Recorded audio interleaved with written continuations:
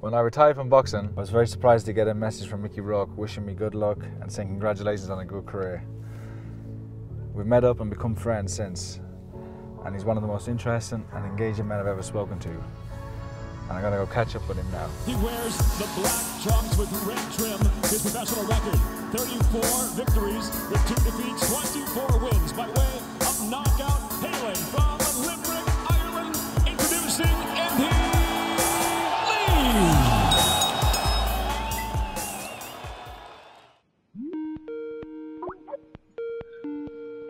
Andy, you can see me? I can see it now.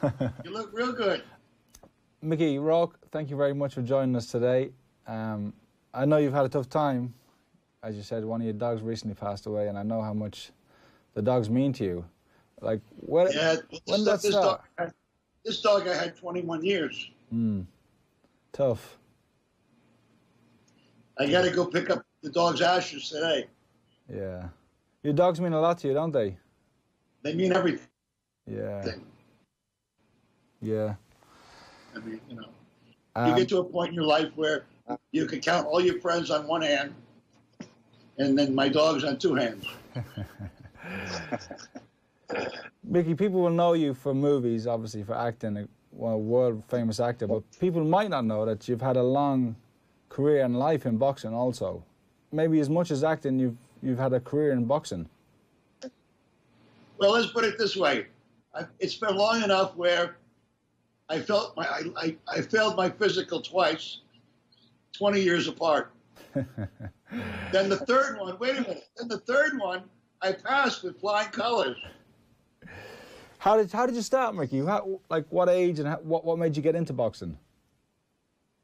Truthfully, I grew up in a neighborhood that was a really good place when my mother and father were together. And then my mother left my father and she married this asshole cop down in Miami. And he lived in a real rugged section of town. And he had 4 boys. And they were all really tough. And I got my ass kicked by them for years. And basically, where I lived, back where I grew up, you settled everything with your fist. And I remember I was very quiet, very timid, and I didn't want to fight, you know. I didn't know how to fight. And going to school every day, you had to walk over this bridge. And then there were the guys, there'd be like 3 or 4 guys sitting on the bridge, and they'd say, your lunch money or a punch in the arm. So I would give up my lunch money. And then one day I was walking to school with this Italian kid named Jimmy Rizzo. And I noticed when I walked to school with him, these guys wouldn't even look at him. And then I kind of told him about what happens to me every day. Yeah. Yeah. So he said to me, when after school, I want you to come into my backyard because I'm going to show you how to fight. And he's taught me how to hold my hands up and get a speed bag. And I really liked it a lot. And then I got into the amateur fights. I think I was fighting at like welterweight. You had an amateur record, I've read, 27-3. Yeah. Very impressive. Oh, the three were disqualifications, actually. Do you remember why you got disqualified? One, yes, I remember exactly. 1 for hitting behind the head, 1 for hitting low, and 1 for pushing the referee. I bet you disputed them all, even the push. Yeah. But, you know, back then, I was at the 5th Street Gym, you know, and Angelo Dundee was there, and, you know, so you'd see Ali there, Jimmy Ellis. Every day I saw Jimmy Ellis and Ali sparring, Jerry Quarry, Oscar Bonavena. Larry Holmes came later on, but it was the hottest gym, you know, on the planet. And I I picked up a lot of bad habits. You know, you can pick up a lot of bad habits watching Ali fight, you know? Yeah. Yeah, except like keeping your hand way low, you know? You got to be real fast. So it's like, you know, actually, years later, I realized as I'm strong, I'm much better suited to fight on the inside. But it took me a long time to break the habit of, you know, Freddie always wanted me to fight on the inside. I just didn't have confidence in it. Freddie Roach. Yeah. Yeah. Did you ever get any time with Angelo Dundee?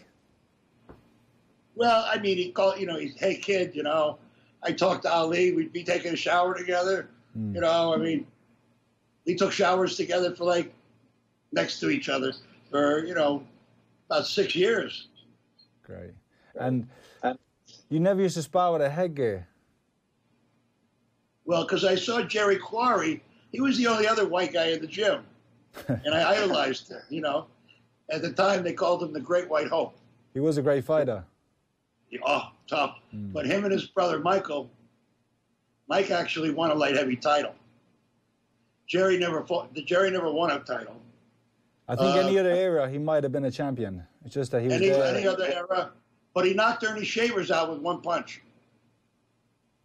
Yeah, and Jerry taught me how to turn my toe and throw a really good left hook. Yeah. That was Jerry's go-to punch. He'd throw a jab, a body punch, and then a left hook. Over your career in boxing, who was the best? I've read that you sparred some of the greatest fighters of all time. But to you, experiencing it, who was the best you ever sparred? Let's put it this way. My favorite person to spar with was for a couple of years with Duran. Roberto Duran? Yeah. Wow. The only reason was because I'm naturally a 68 or 75 pounder. He's a little guy blown up. He's a 135 guy blown up. So height-wise and physically, you know, I was okay. That would have been in the early 90s? Huh? When would that have been around? What year? That was in the early 90s, yeah. Roberto used to come to all my fights and walk me out. He'd be in the dressing room, you know, and then we'd go out to a Cuban, it was a restaurant. They would turn it to the nightclub, and I'd be playing the congas, and he'd be singing and drinking champagne. The funny thing about Roberto is we would say, what time do you want to spar tomorrow? And we'd say, okay, 2 o'clock. All of a sudden, it'd be 2, 3, 4. Roberto would show up like 4:30. And then my trainer at the time said, Roberto goes by Panama time. Meaning whatever time he gets out of bed. But Roberto, I love sparring with because I sparred a lot of really guys that hurt me. But Roberto taught, like he would stop. He'd go, no, Mickey, no. And he would show me, like, don't try to measure a guy. Because I used to like measure him. And he would go, no, I think, why is he telling me no? And I was just measuring him to keep him away from me. And then he took my hand and he put my glove, he put my glove on his shoulder, and then he put his hand over my hand, and then he hit my elbow. Yes. And so I learned to stop measuring people. Yeah. Then James Toney was the next guy for about 2-3 years. You didn't pick him. You didn't pick some. You didn't pick any easy gimmies anyway. Well, Freddie would pick, you know, but I never. I could say one thing. In 3 years, I never won one round with James Toney. Would he have been? He wouldn't have been like Duran. He wouldn't definitely be. He wouldn't hold back. He would let his hands go. And he'd like talk shit to me, you know. And I if you didn't say F you, bring him, you know, he'd eat you up. So there'd be a lot of shit talk going on, you know. Yeah. But James his technique. He was taught by a guy named Pops, where he would, he was like the first one that would Bill roll Strickland, a shoulder. was that who it is? Bill Strickland, is that his real name? What? Pops, I think his name was Bill Strickland, wasn't he? They're from Detroit, those guys. Something like that, yeah. But he was an old dude. Everybody called him Pops. I think I met him early in my days in the Kronk. Yeah. And he would teach James how to roll, step over, shoot a combination, step back over here, shoot another combination. So you could never, he was always in transition and set up to throw something at an angle where you were open. I mean, I think probably I watched a lot of Monzon's fights and some other people, but I would have to say James is definitely in the top 3 in his weight class of all time. Yeah, hard to argue. On his day, when he was fit and trained and disciplined. But if you watch him take Evander Holyfield apart, he took him apart rather easily by just boxing. Because James wasn't James, I mean, he'd knock you out with either hand, but it's like he was more of a combination puncher than a one-punch guy. Which brings me to the biggest mistake I ever made in my life. Was sparring with Tommy Hearns. What happened? He dropped me in like the second round. I think it was a left hook. And he was feinting. And he'd feint with his shoulders and move, like, I was like, what the is coming at me, And his jab was, I rate his jab and Larry Holmes's jab as the best jabs of all time. Tommy's jab was like a jackhammer. It was just, and I remember when I went down on one knee, I went back to my trainer, Bill Slayton, and I said, why'd you tell me to take a knee? He said, son, I didn't say anything to you. I went, oh. And then this was like 3 o'clock in the afternoon. Then about midnight at home, I got very cautious. And I felt like I was going to throw up. And I got all hyper. And I was trying to call the doctor, and I couldn't push the buttons on the phone. So my girlfriend had to do it. What I had, I never heard of it before, I had a delayed concussion. From that punch. And it's crazy when that happens. I remember one time I was sparring a guy named Kermit Cintron. He was a welterweight, but a big puncher. What's his name? Kermit Cintron. He was Puerto Rican, but he boxed out Kermit Cintron. He boxed out of Pennsylvania. And we were boxing. He was on a good roll for a while. We were sparring. It must have been about 2 p.m. in the day. We sparred, good spar. We did 6 rounds. And about 6 p.m. that night, we were having a sauna together. And all of a sudden I said, Kermit, how did the sparring go? Because the previous 3 or 4 hours since the sparring, I just totally blacked out and couldn't remember or recall anything that had happened. That's how hard he hit me. Was Kermit heavy-handed naturally? Very heavy-handed, yeah. He was a great baseball player.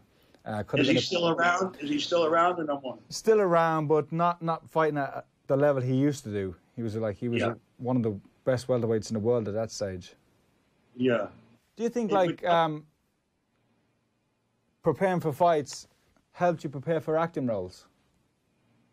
I did. I studied so hard that I already had my technique down. So it was very easy for me. It's like, you have a game plan.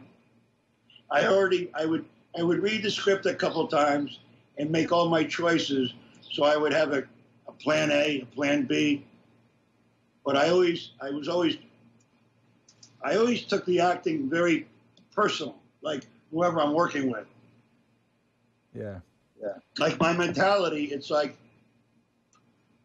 no, it's me against you, and I'm going to take you to school. That's why when De Niro and I worked together, it didn't go very good. Yeah, it's one of my favorite films, actually, Angel Heart. Yeah, but he wanted me to bend down and kiss his ass, and he met the wrong guy. Because I read something about it. The director, Alan Parker, he said that it was like a sparring session when you two would share scenes. You know what? He's a and a crybaby.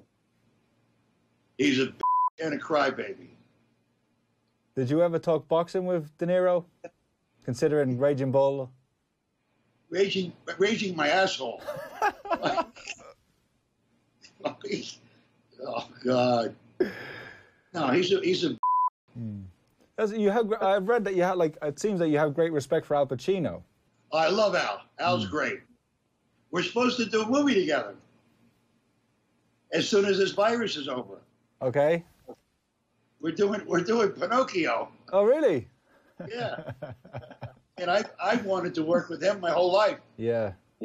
And we get along great, you know? Yeah. I was interested. I read also that you've struck up a friendship after. You read a lot. Oh no, Mickey. Since we've met and become friends, it's only enhanced my respect for you and my following of you. But I read that about Bob Dylan. You have a friendship with Bob Dylan. Yeah, and I got to tell you something. He's the most interesting man I ever met. Wow. I remember he would knock on my door, and I'd look out, and he'd go, "It's me." And I'd go, "Okay." And he says, "Can I come in?" And I said, "Yeah, Bob, come in." And he'd have his guitar with him. And he'd sit on the couch, and I said, "Can I get you a coffee, Coca-Cola, anything we want, And he'd play the guitar and look over.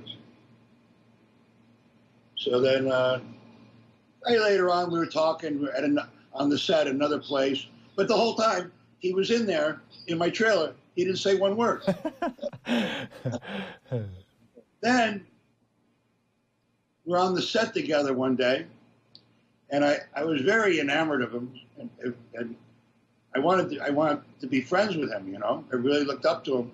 So I said, "Bob, do you go out? You want to hit the town, Friday, Saturday night?" He didn't look at me, but he just said, "Well, I don't go out." And I said, "You don't go out?" He said, "I just had a baby with the girl I'm with." And I said, "Oh." I said, "Is it a boy or a girl?" He goes, "I'll tell you later." He never told me. But then, a couple of years later, I got offered that movie, The Wrestler. Yeah. So as I'm reading it, I'm thinking, you know what I'm going to do? I'm going to call up Bruce Springsteen, because we're buddies. I'm going to ask Bruce if he'll write a song for the movie. So about 7 days later, I'm in Miami, driving down the street. The phone rings. It says, "Mickey." I said, "Yeah, it's Bruce." I said, "Oh, Bruce." Oh. He said, "I want you to listen to this." So I said to the guy, "Pull the car over." I pulled the car over. And he sang me the song on the phone. And it was a beautiful song. And he did it in like 7 days. And the song did well. It got nominated and shit. But I was very proud of the fact that Bruce did me that honor, And you never thought of calling Dylan and asking him to write the song? Yeah, so the movie's out and everything. Then I'm at a Bob Dylan concert after the Wrestler movie came out. And there's all these movie stars there buzzing around, and I'm just standing in the corner waiting for Bob to get done talking to him, because I don't like any of them anyway. And Bob comes over and he says, "Give me a cigarette." He says, "How come you didn't ask me to write that song?" I said, "Bob, I've been trying to call you for 5 months. You can't reach him. He doesn't go out." Did he ever mention boxing to you, Bob Dylan? No, but they would. We didn't talk about boxing. Because he was doing an acting role. He spent the whole time picking my brain about the acting. Mm. But I knew he had a boxing gym. Yeah. And he would always go there, and I heard he would like hit the bag, you know. I heard a story. Do you ever meet a guy called Johnny Boz? He was an old matchmaker. But What's his name? Johnny Boz. He ended up in Florida, but I'm not sure where he was originally from. But he told me that he matched a few fights with Dylan back in the day. And Dylan had a few fights under a different name in the Midwest. This guy, Johnny Boz, would bring opponents in from the Midwest who had good records but couldn't fight. And he said he matched Dylan on a couple of small town, small hall shows. Really? Yeah, yeah. So, he must have been real small. Yeah. So I don't know how true it is, but the legend grows on. Yeah. It's hard to picture that, but you know, it's a nice thought. Yeah. Speaking of the wrestler, how was it? What was it like working with Darren Aronoski? It was great working with him. A lot of respect for him. At the time, I couldn't get arrested. You know, I couldn't get a job, and nobody wanted me. Just he wanted me. The producers didn't want me. Nobody wanted me. And so he meets with me, and he goes, "Do you know why I'm meeting with you?" And I said, "Well, I heard there's a movie you're doing." And he goes, "Don't you ever disrespect me in front of the crew. I've known all about you. You give everybody a hard time. Don't you ever, ever." And his fingers come in like this, and I'm going, he's got some balls, because normally, you know, I'd break that thing right off. And the fact that he gained my respect just the way, and he goes, "I'm going to tell you something. If you do everything I say, everything, you'll get nominated for this movie." And I believed him. Mm. And then he said, "I don't know if you're going to win, but you'll get nominated." After about 6 days working, I said to myself, "We're going to the show," you know. We won the BAFTA over in England. We won everything except the big award here. But, you know, politics. Yeah. Yeah. Yeah, that was a huge comeback, the wrestler. Not a comeback, but it was a huge, you know. Yeah, I came back for like 2 years, and then they put me on the shelf again. When they don't want you back, you don't. Richard Harris used to tell me, he said, "Mickey," he said, "you can't beat these," you know. And you know how mad Richard was, you know, because Richard and I were really close. Mm. It was funny because when I'd go to London, and we go out on the town having a drink, he was only allowed to drink in the hotel that he was living at, because all the other bars he was thrown out of. But he used to give me great advice. What was your feel like, you know, when you just to come back after the wrestler, those 2 years?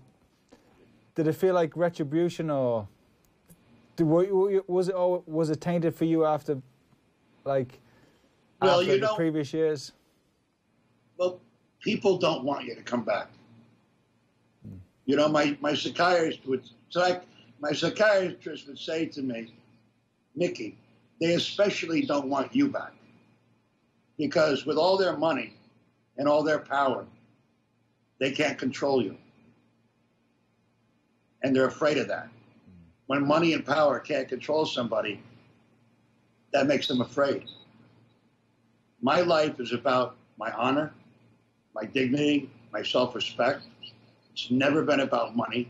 I've never cared to be rich. I don't even like the rich. And I did a good job throwing all mine away. But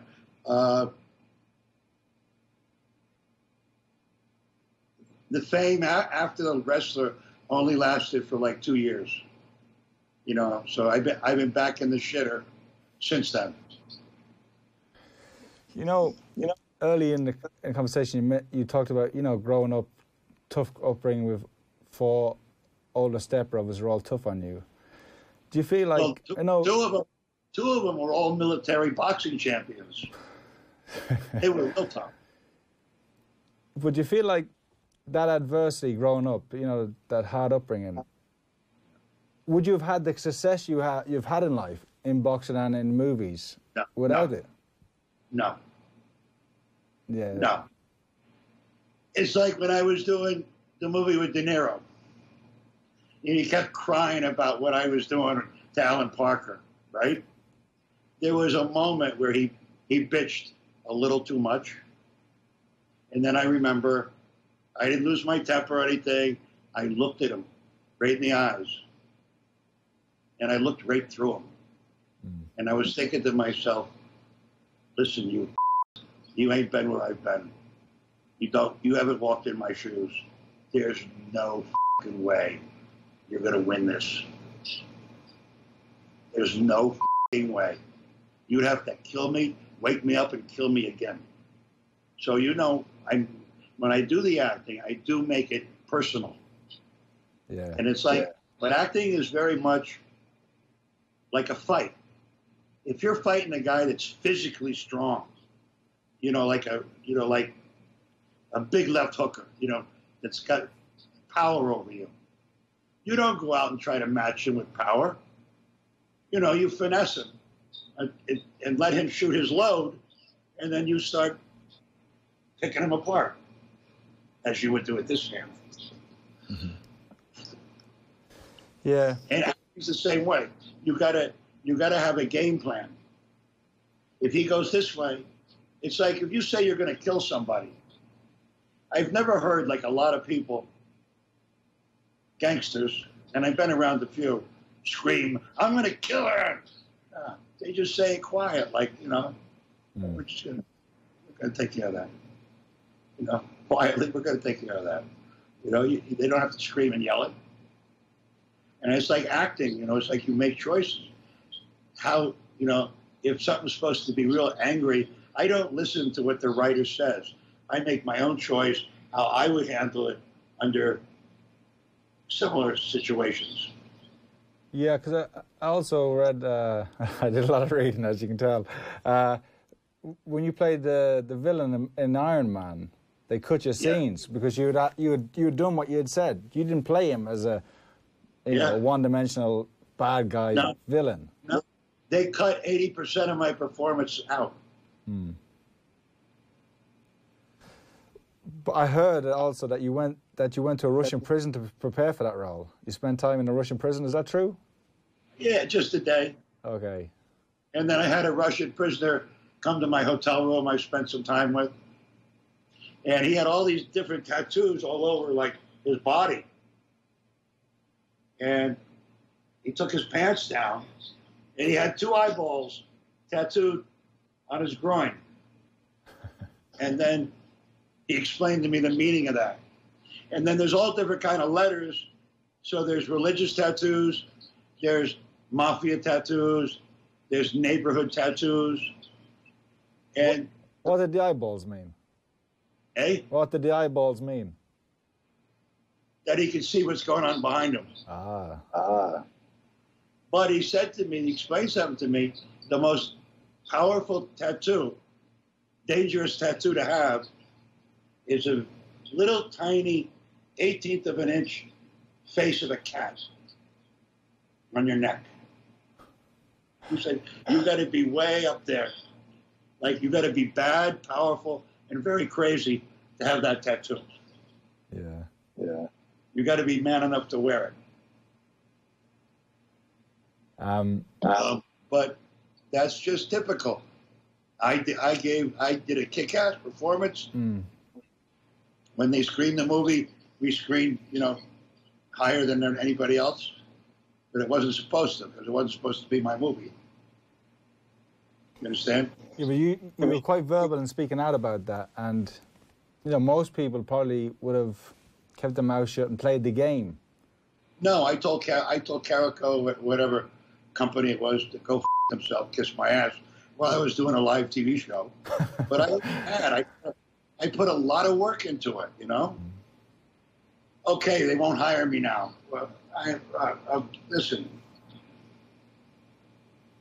there's always somebody out there that's going to take a chance and hire me because I'm good at what I do. Very good. Very good.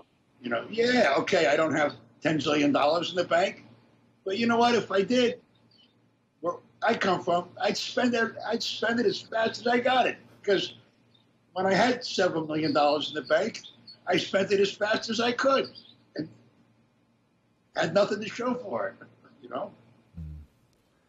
And is boxing finished for you now, Mickey? Because we recently met. We met in 2018, and even then we were talking about another fight. Okay, well, I'll tell you something on the record. Okay. I just came from Justin's gym. And I said to him that I had spoken to Mikey Garcia. You know who that is, right? Yep. And Mikey's a promoter. And I asked Mikey, I said, Mikey, can you put me on a card? Because it's tough to get a license in L.A. So a couple of the guys introduced me to the commissioner and two commissioners. And both of them said, no problem. So I got to take a physical. So I'm supposed to, I told Justin today, I'm like 200 pounds, fat as shit. I said, I got to get down to 175. I said, but let me take off at least 10, 11 pounds in the next 2 weeks. Then I'll come up and start working the mitts. And if I'm motivated, I'll fight in November or December. Yeah. If I'm not motivated, I'm not going to, you know what's going to happen if you're not motivated. Yep. Unless I could train 110% like I did my last fight. I mean, I was as calm and cool as a cucumber because, man, I know how much I busted my ass. And I'm going, that motherfucker in the other room, he didn't train like I trained. I knew how I trained. Yeah. And I knew every day I would go, okay, one more sprint, faster than yesterday. One more round, different than yesterday. Because my whole goal was, how can I be better? How can I be better today than I was yesterday? I didn't want to, none of this leaving it in the judge's hands. It was, no. There was no way it was going to go the distance. And, along the way, I started to feel real comfortable with the liver shot. I mean, I fell in love with it. Mm. And years ago, I was actually hit there, and by like a guy 2 divisions lighter than me. And I remember I was at the Fifth Street Gym in Miami. I remember rolling around on the ground going, what was that, And I should have started using it then, but it's like, I mean, I just fell in love with that punch. If I could get motivated in the next 30 days, I'll fight in November or December. If I'm not motivated in 30 days from today, I'm done. I always found that if you have the date, something to work towards, that's half the battle with motivation. But just training to train and not knowing when you're going to fight, it's always harder. It's always harder to push yourself. Well, the thing is, it's like everything's pushed back with the movies right now because of the virus, and but they're letting fighters fight with no audience. So I don't want to sit on my ass and, turn into, I was going to say somebody's name, but I know now not to say it. Some talk you might be coming to Ireland for a potential movie in the future? Yeah, because there's a nun that I want to go see that it's a book about, she wrote a book about miracles, and she saw Jesus like 4 or 5 times, and she lives in Ireland. I would always say my prayers like sitting on the couch or, just to myself, but reading over half of the book, I go into my bedroom and actually get on my knees and say my prayers, and I go, okay, because she, in her book, she talks about how she prays 3 hours a day, and I went in there and go, I'm going to try to pray for a half hour, and it's really hard. I got to 25 minutes, 20 minutes, 15 minutes, Then I got to 35 minutes one day, and I went, wow, but I want to go over there, and I want to meet, I really want to meet her. How important is your faith to you, Mickey? What? How important is your faith? I wouldn't be sitting here, brother. You know, the things that I had come my way when I was in my 20s, like the guys that I rolled with and the shit that I did, if my grandmother didn't install religion with me,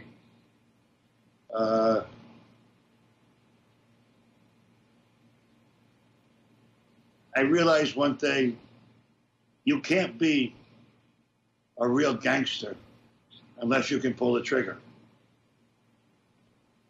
And because of her upbringing, my grandma with me, I realized that I didn't want to do that. So even though I was around the gangster life and doing a bit of collecting and a bit of hijacking and a bit of this and that, unless you can go all the way, you got to leave the life. Because if you can't pull the trigger, the other guy's going to dust your ass. Yeah. So it's like the religion really saved me from probably sitting in a cell. Or listen, a lot of the guys I know, you know, they went out early. They went out young. They never saw 25. So, you know. Mickey, like living that lifestyle, what you described, it's quite a contrast to being an actor. How did that go? How did you go from running the streets wherever you might have been? Was that in New York or Miami at that time? Let me put it this way. Something happened one time in Miami, and there was gunfire involved. Okay? Now, when you're running down the street with a little tiny gun, and there's guys behind you with much bigger guns, you go, wait a minute. This shit. This is not for me, you know?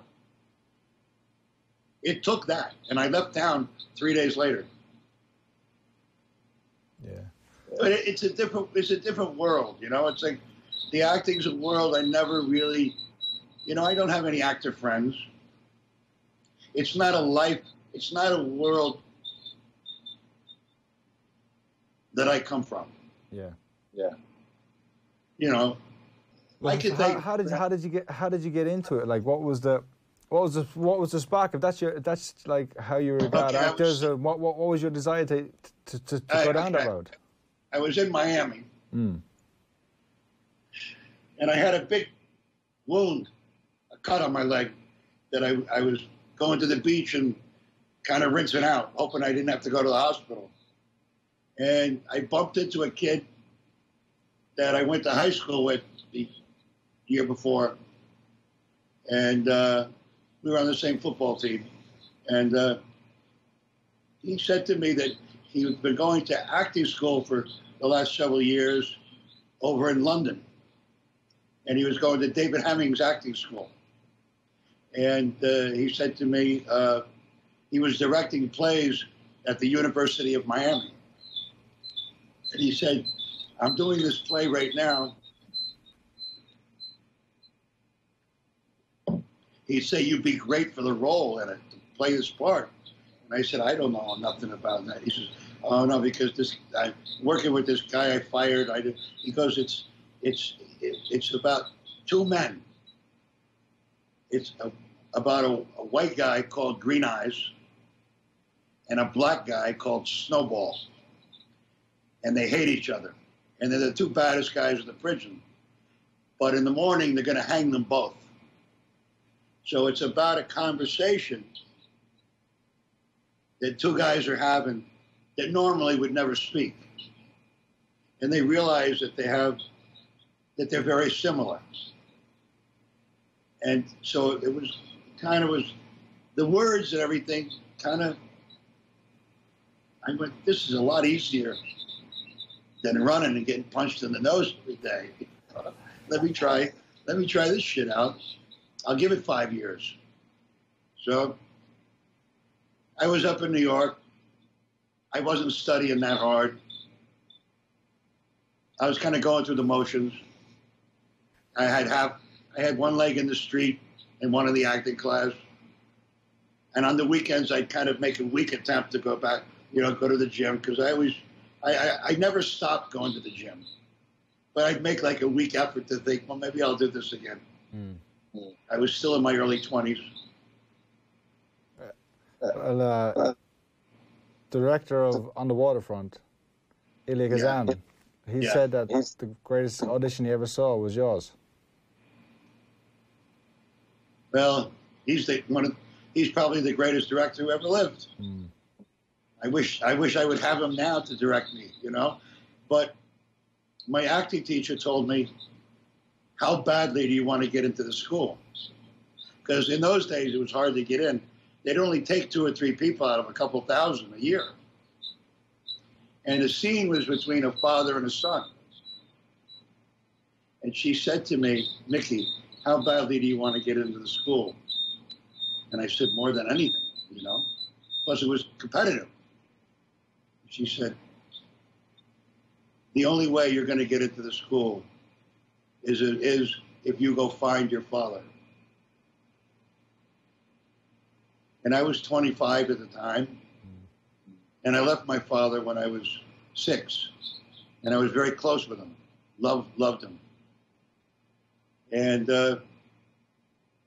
like 20-something years passed. And I got on a bus and went upstate New York where he lived. And I found him. And we had a 4-hour conversation. And then that next night, I had to do a scene between the father and son. And all it was in my whole body, in my head, in my heart, came out in the scene of seeing my father. Because she said to me, when you see him,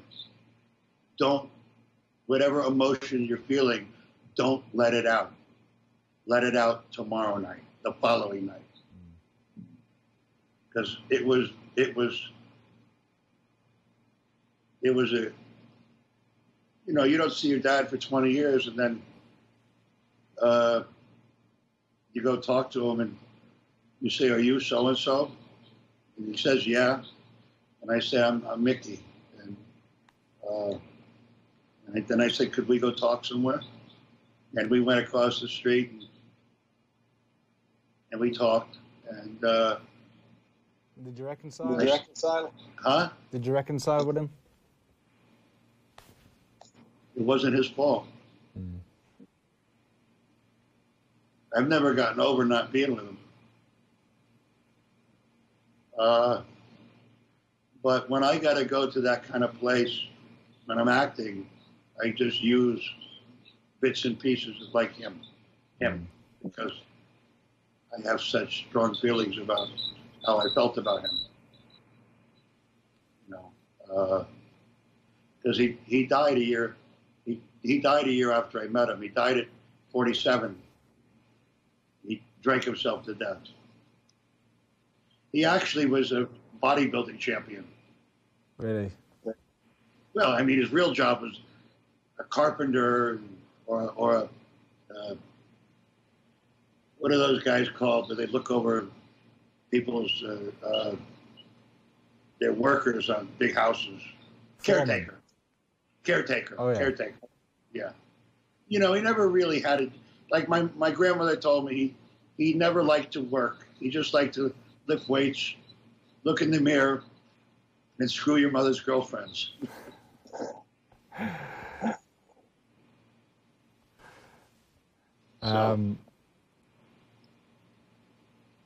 Well, did he eventually get to see you be successful? I know he died a year later, but by that stage, had you made it into? He saw a couple of things. Yeah, he saw a couple of things. Oh wait, yeah. Wait, no. Maybe one television thing, I think, had come out. Yeah, something small on the telly. Yeah, but I happened to walk into a store, And I went into the store.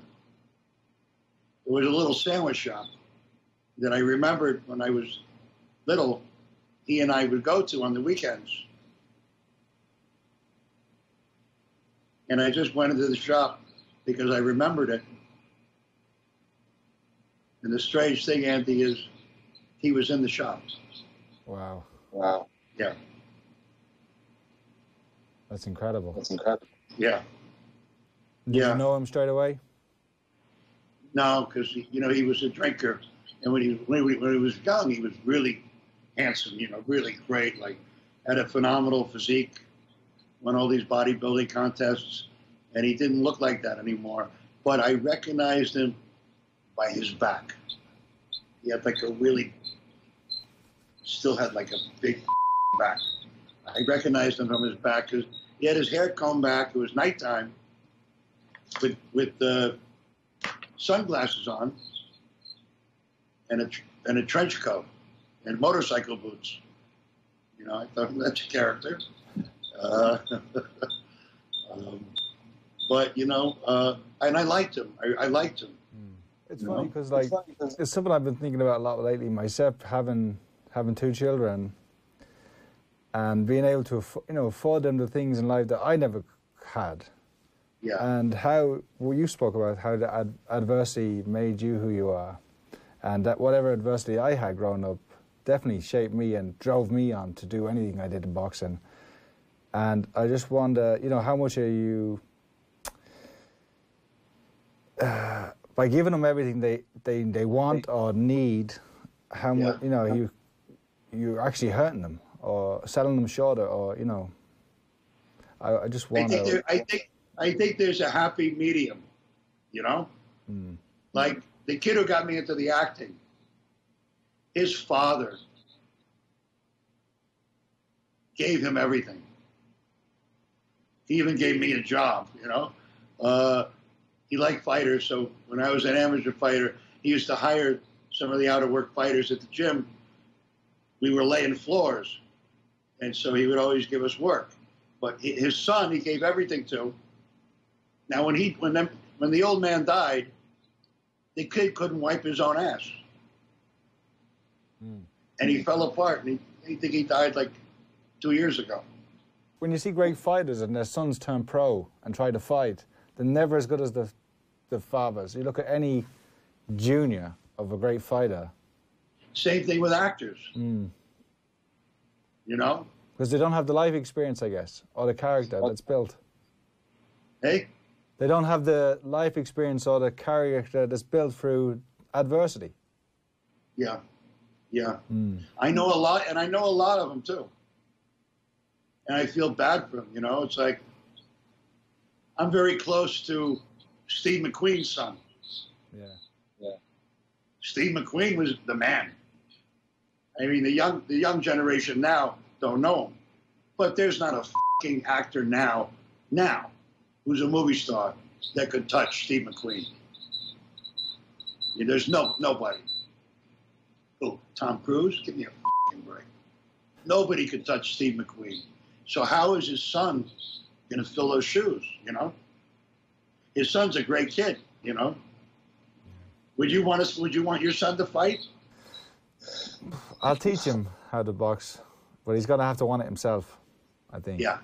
It has to come from within, doesn't it? As soon as someone punches him in the nose. Yeah. Is he a southpaw? He's looking like a southpaw. I'm putting him on the play mat and he's hitting the little toys. Keep him a southpaw. Nobody will want to fight him. Yeah. It's changed. It's changed now. I think years ago, no one wanted to fight southpaws. Southpaws couldn't get a fight. No, I hate spar. I just bumped into a kid that I spar with all the time. It was a southpaw. And it was like, he said, let's, we can spar. Vanis Matrosian? Oh, I know Vanis, yeah. Oh, fucking, I chase him all around the ring. Finally, what I realized to do is not chase him.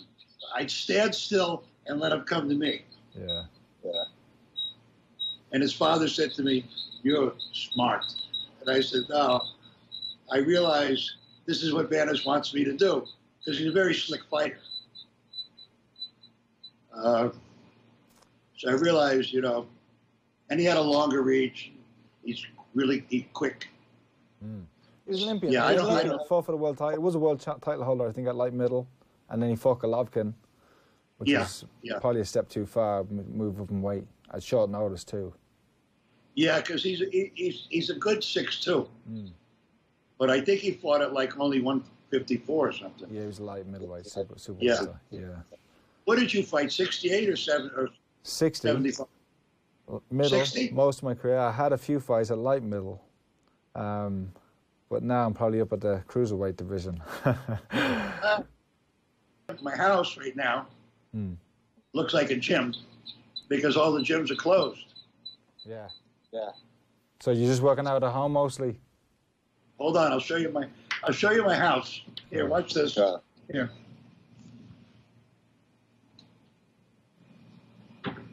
Can you see that? Yeah. The equipment.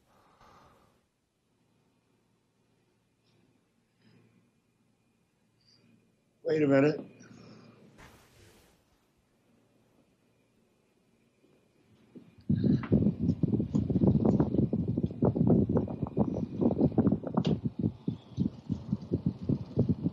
Who's that? My brother. Oh yeah. I recognize him from your posts. Can you read that? Deaf long before he has run. No. Sitting Bull. Yeah. Do you live in Melrose, Mickey? What? Do you live in Melrose? No, I live. Hold on. Here. Here's my kitchen. With the speedball. And the body bag. And the wall bag. Yeah. Do your eggs and do some speedball. There's Duran. Yeah, Duran. Yeah. Hold on. Oh, here's my last weigh-in. 175? Yep. Wow. 73 there. Wow. Where are you, at some office? This is the studio. Yeah, it's a radio studio. Look, I've worked here for 3 years. One minute, I'll show you something. I worked here for 3 years, and this has been on the shelf the whole time. I only saw it today. Your movie, The Wrestler. Look at that! Look at that big. It's been here the whole time. Great film. Mickey, thank you very much. You know what happened? What? I had to get myself up to my weight. Yeah. So I was about 188 pounds. I got up to 236. And then the movie was over. And then a girl I was going out with got sick. And I had to bring her to Europe for treatments. I put on another 11 pounds. When I came back to the States, I was 250 pounds. It took me 3 years to get it off. But, you know, I would never put weight on again like that for a movie. Yeah. You Hey, know? look, it was worth it. It was a great performance, and you know. And I would have failed every piss test in town. I would have failed. Mickey, thank you so much for your time. Really appreciate it, and thank you for your wisdom and your insight and everything.